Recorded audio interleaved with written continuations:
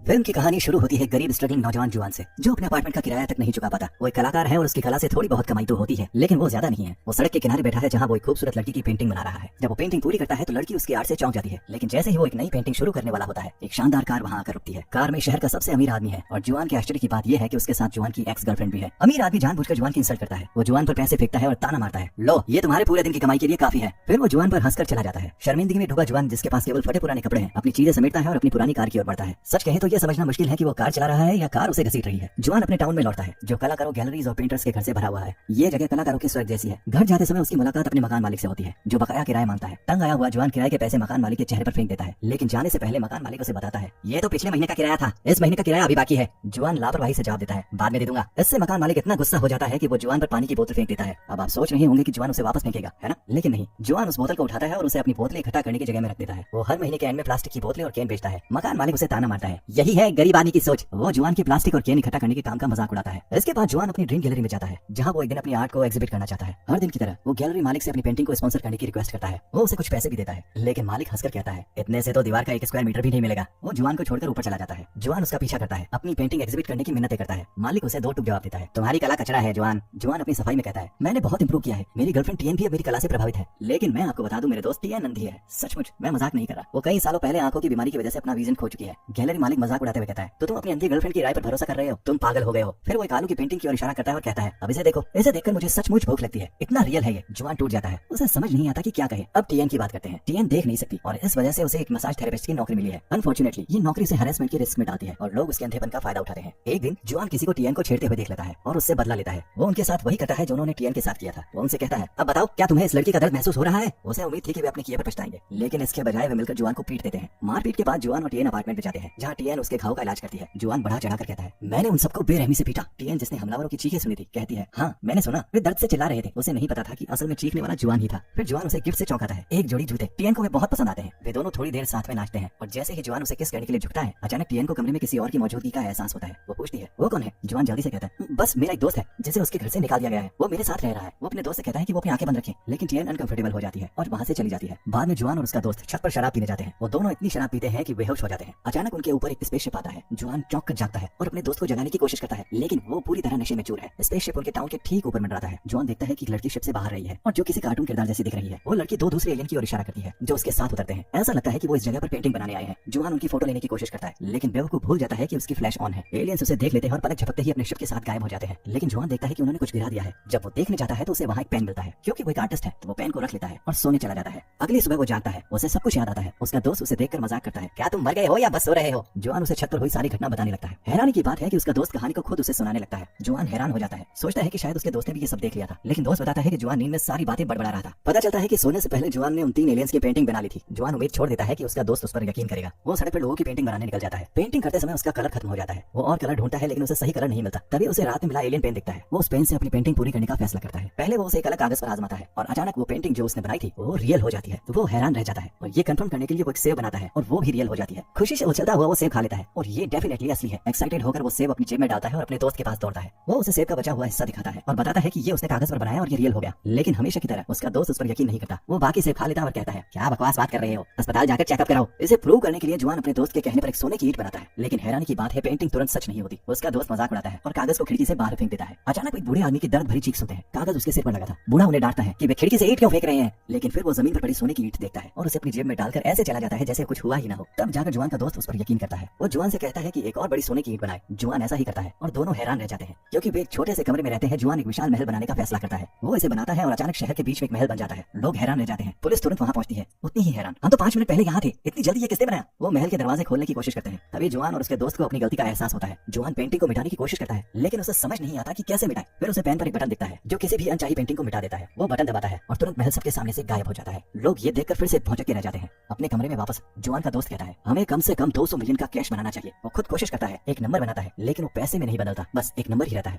जुआन पेन लेता है और कुशलता से कैश का ढेर बनाता है। कुछ ही सेकंड्स में कमरा इतने पैसों से भर जाता है कि वो पूरी तरह ढक जाते हैं। बाद में बिल्डिंग का मालिक आता है और कलाकारों को बाहर कचरा छोड़ने के लिए डांटता है। एक लड़की जवाब देने की कोशिश करती है, लेकिन मालिक उसे ताना मारता है, तुम एक लड़के के साथ आती हो, दूसरे के साथ चली जाती हो। फिर वो जुआन को भी आवाज देता है, लेकिन अचानक जुआन और उसका दोस्त जोकर जैसे कपड़ों में नजर आते हैं, जो उन्हें लगता है कि ये कपड़े अमीर लोग पहनते हैं। वे पूरे टाउन के सामने दिखावा करते हैं। जुआन ढेर सारे पैसे निकालता है और मकान मालिक से कहता है, ये लो अगले 100 साल का किराया। मकान मालिक हैरान रह जाता है। उसे समझ नहीं आता कि जुआन को इतना पैसा कहाँ से से मिला। लेकिन जुआन यही नहीं रुकता, जल्द ही पड़ोसी उसे 3 लग्जरी कारों में देखते हैं जिनमें लड़कियां हैं जो उसका एंटरटेनमेंट कर रही होती है। वो एक टॉप रियल एस्टेट कंपनी में जाता है, वो महल खरीदने के लिए जिसका उसने हमेशा सपना देखा था। वहाँ उसे अपनी एक्स गर्लफ्रेंड अपने नए बॉयफ्रेंड के साथ मिलती है जो 15 मिलियन की एक विला खरीदने से इनकार कर रहा है। जुआन सेक्रेटरी के पास जाता है और शहर के सबसे विशेष इलाके में 2 महल मांगता है। वो अपनी एक्स गर्लफ्रेंड के सामने कैश निकालकर दोनों के लिए पेमेंट करता है, जो तुरंत पछताने लगती है कि उसने जुआन को छोड़ दिया था। उसी रात जुआन अपनी अंधी गर्लफ्रेंड टियन को उस नए महल में ले जाता है जो उसने उसके लिए खरीदा था। वो टियन से कहता है कि वो गैस करे कि उनके सामने क्या है। टियन कहती है वो 40 मिलियन का महल जिसके बारे में हर कोई बात कर रहा है, तुम और तुम्हारी खरीदी हुई चीजें। जुआन थोड़ा डिसअपॉइंट हो जाता है कि उसका सरप्राइज बेकार चला गया, लेकिन वो सेलिब्रेशन जारी रखता है। हॉल में मेहमानों की भीड़ है जो टियन को उसके नए महल के लिए बधाई दे रही है। क्योंकि वो देख नहीं सकती जुआन एक लड़की को लाता है जिसका काम टियन को सब कुछ एक्सप्लेन करना है, झूमर से लेकर पूरे महल की खूबसूरती तक। वो सभी मेहमानों के सामने टियन को प्रपोज करता है, लेकिन टियन इनकार कर देती है और वहां से चली जाती है। जुआन उसका पीछा करता है और पूछता है कि क्या वो उससे प्यार नहीं करती। टियन कहती है कि वो उससे प्यार करती है। जुआन पूछता है अगर तुम मुझसे प्यार करती हो तो तुमने मुझे सबके सामने ठुकराकर शर्मिंदगी क्यों दी। वो जवाब देती है कि उसने ऐसा जुआन के भले के लिए किया, क्योंकि अगर वो शादी कर लेती तो वो पूरी जिंदगी शर्मिंदगी महसूस करता, क्योंकि वो अंधी है और वो अमीर है, वो किसी भी लड़की को चुन सकता है। जुआन कहता है कि वो अमीर नहीं है, उसकी सारी दौलत उसकी आर्ट से आई है। टियन को तब एहसास होता है कि वो अपनी पेंटिंग्स बेचकर मशहूर हो गया है। फिर जुआन उसे एलियंस के जादुई पेन की कहानी बताता है। जब टियन जादुई पेन के बारे में सुनती है तो वो जुआन से कहती है कि वो उसके लिए आंखें बनाए और उन्हें रियल कर दे। जुआन को ये थॉट पसंद आता है और वो एक खूबसूरत लड़की जैसी आंखें बनाने लगता है। वो वेट करते हैं कि आंखें पेंटिंग से निकलकर टियन की आंखों में लग जाए, लेकिन इसकी बजाय आंखें मंगफा के कंधे पर आ जाती है और ये बहुत भयानक है। वे जल्दी से आंखों को मिटा देते हैं जैसे उसने पहले महल गायब किया था। फिर वो सोचते हैं अगर हम पूरा चेहरा बनाए तो क्या चेहरा भी रियल होगा या ये भी उतना ही भयानक हो सकता है। इसलिए वे टियन का पूरा शरीर बनाने का फैसला करते हैं और उसके चेहरे पर आंखें बनाते हैं ताकि वे ठीक वही लगे जहां उन्हें होना चाहिए।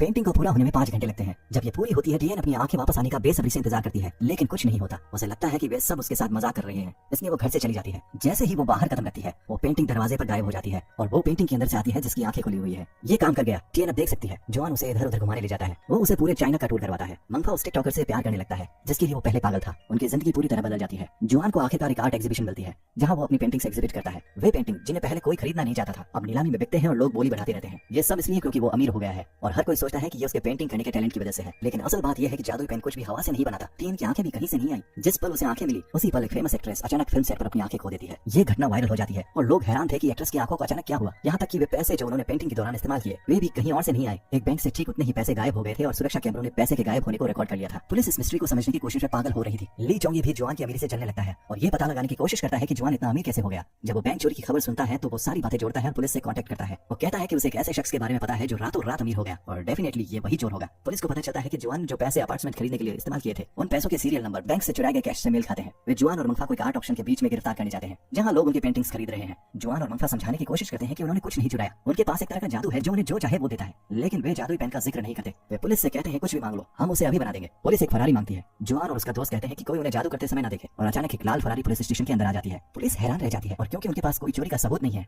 वो उन्हें रिहा कर देते हैं। उसी रात कोई उनके दरवाजे पर आता है। वे डर जाते हैं, सोचते हैं कि पुलिस फिर से आई है, लेकिन ये जुआन की एक्स गर्लफ्रेंड है, वो लड़की जो उसे बहुत पहले छोड़ चुकी थी। उसके पति पेंटर ली चोंगी ने जुआन से जलन में उसे धक्के देकर निकाल दिया था। वो माफी मांगने आई थी कि उसने जुआन को नहीं चुना और केवल पैसे की परवाह की। वो बताती है कि वो अपने पति को तलाक दे रही है और अपने परिवार के पास वापस जा रही है, लेकिन जुआन कहता है कि उसने उसे छोड़कर कुछ गलत नहीं किया। एक गरीब आदमी के साथ वो क्या कर सकती थी जो अपनी पेंटिंग्स में डूबा रहता था और अपनी गर्लफ्रेंड की परवाह नहीं करता था। उस समय उसके पिता अस्पताल में बीमार थे और उसे रियल में फाइनेंशियल हेल्प की जरूरत थी और वो मदद उसे ली चोंगी ने दी थी। वो उसे कहता है कि वो गिल्ट फील ना करे। फिर वो पुरानी यादों में खो जाता है और उसे जादुई पेन की पूरी कहानी सुनाता है। जुआन तिजोरी खोलता है ताकि उसे पेन दिखा सके, लेकिन तभी एक मुसीबत आती है। उसके पति ने उसकी पत्नी के कपड़ों में छिपा हुआ कैमरा लगा रखा था और उसने जुआन की सारी बातें देख और सुन ली थी। अब उसे जादुई पेन का रहस्य पता था। इस बीच पुलिस ऑफिसर एक रिपोर्ट पढ़ रहा था जिसमें एक ऑटो एक्सपो से फरारी के रहस्यमय ढंग से गायब होने की बात थी। ये वही फरारी थी जिसे जुआन और उसके दोस्त ने पेन से बनाया था। इसलिए ऑफिसर सीधे उनके घर जाता है। वो उन्हें उस जादुई डिवाइस को सौंपने के लिए कहता है जो उनकी हेल्प कर रहा था। वो वार्निंग देता है कि अगर वे कोऑपरेट नहीं करेंगे तो वो दोनों को चोर मानेगा। हालांकि जादू के खिलाफ कोई कानून नहीं था। अगर वे पेन सौंप देते तो उन पर कोई आरोप नहीं लगाया जाता। जुआन बिना किसी हिचकिचाहट के पेन पुलिस को सौंपने को तैयार था, लेकिन एक दिक्कत थी, पेन पहले से ही चुराया जा चुका था। ये ली चोंगी के हाथों में था और वो अपने असिस्टेंट्स की मदद से इसका इस्तेमाल शुरू कर चुका था। सबसे पहले चोंगी ने एक शानदार आर्ट गैलरी बनाई जिसका उसने हमेशा सपना देखा था। फिर उसने शाही कपड़े और एक शाही महल बनाया जो चीन के ऐतिहासिक महलों की तरह था। असल में उसने चीनी धरोहर की छवि चुराई थी। वो अपनी पत्नी को बांधकर टॉर्चर करता है। फिर एक मैगजीन के कवर पर छपी खूबसूरत लड़की को रियल बनाने के लिए उसकी पेंटिंग बनाता है ताकि वो उससे शादी कर सके। वो लड़की जो कि ब्यूटी कॉन्टेस्ट में भाग ले रही थी अचानक गायब हो जाती है और चोंगी की दुनिया में आ जाती है। उसकी इन सभी करतूतों ने पुलिस के लिए उसे ट्रैक करना आसान कर दिया।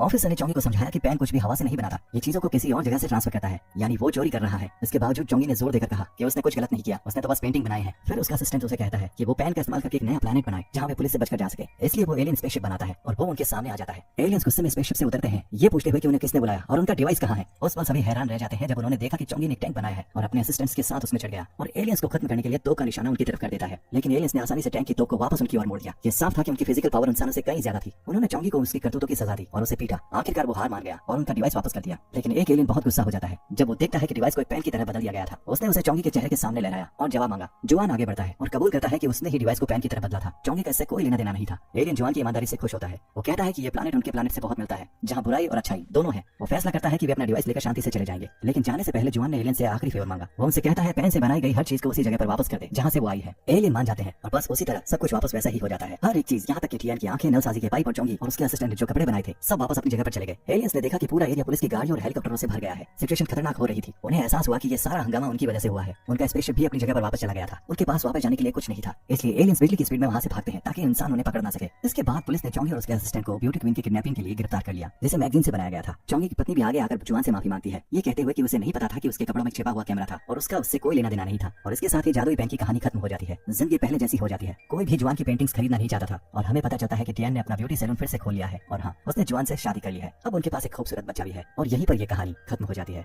कहानी पसंद आई हो तो वीडियो को लाइक कीजिए और चैनल को सब्सक्राइब कीजिए। Thank you.